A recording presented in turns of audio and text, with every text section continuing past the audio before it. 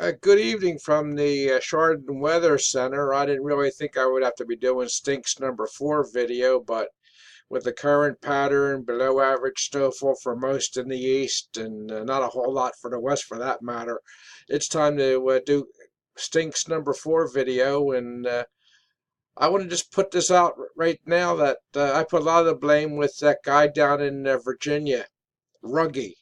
He's a turncoat. He used to be a snow weenie, but not anymore. And here's a guy who doesn't even give a darn about snow, and he already got over a foot in one storm. Talk about being unfair.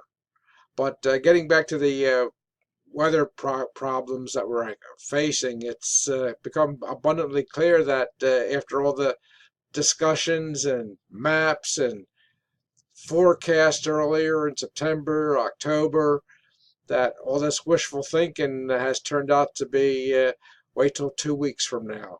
Let's wait for 2 weeks from now. The Arctic vortex is supposed to split into three pieces. I've been waiting since the Christmas for that to happen. I don't see it happening yet. It's supposed to. Who knows? Even if it does, doesn't mean we're going to get cold. So I just want to let you know that we're all suffering. Even up here, I'm almost half below my average of snowfall so far for the winter. It's not even feeling like winter. The Arctic plunge certainly hasn't occurred here.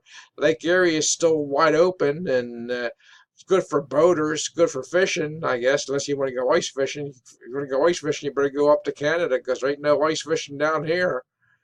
So I just wanted to put it out there that so far this winter stinks. And it's a monumental stinker at this point because everyone had high expectations. And of course, it could get better in the second half of winter, but for right now, it just stinks. Thank you for joining me from a stinky weather forecast center in Chardon, Ohio.